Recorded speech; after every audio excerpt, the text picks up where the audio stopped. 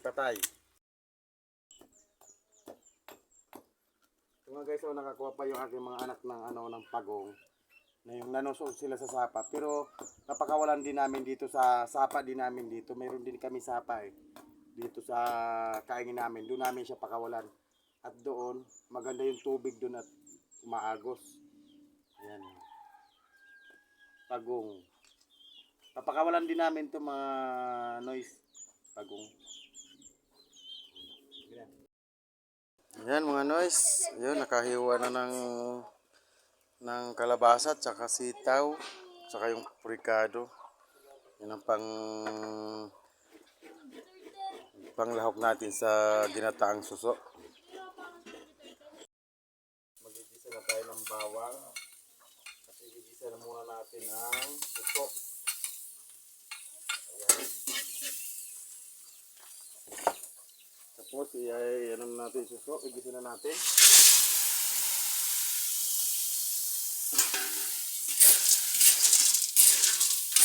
Siyempre, numukos muna natin yung suso.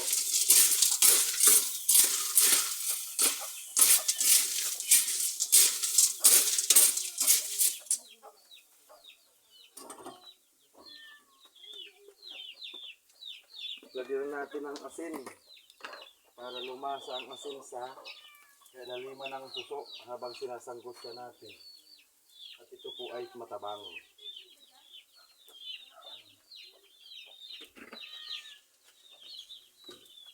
Tapos ganoon din ang ating betsin.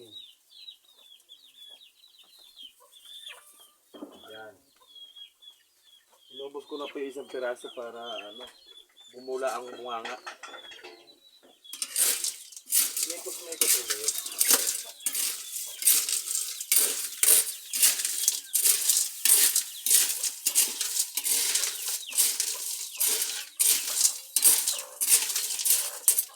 Tapos sunod natin ay ang sitaw at kalabasa.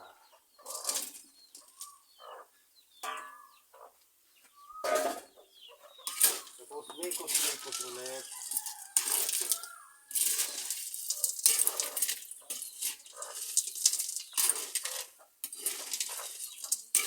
Lapit mo.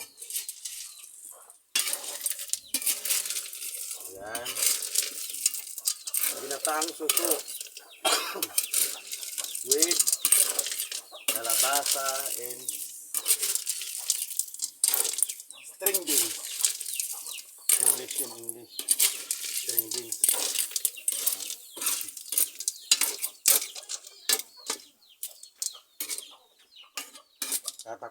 Tatakpan muna natin, papakulin muna natin ng 3 oras.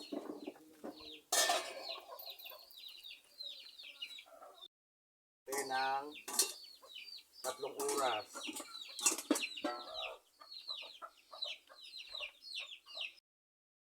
Lagyan natin ng pineapple juice.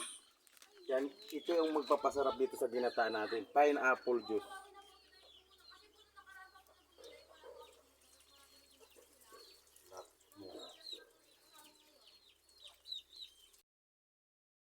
Ayan guys, yan guys. So, ilalagay ko na yung sili.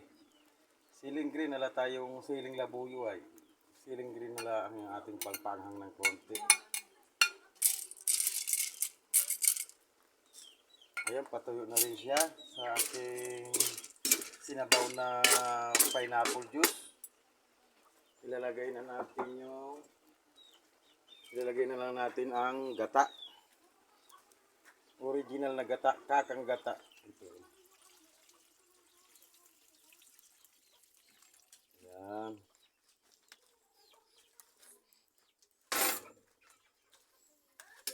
Kunting halo.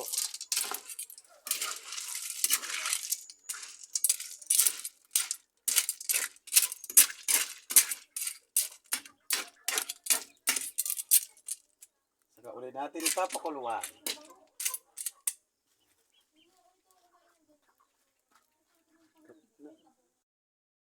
Ayan guys, malapit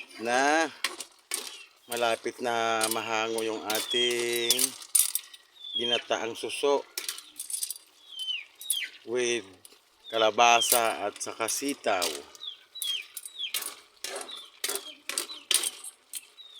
Titikman natin kung anong lasa.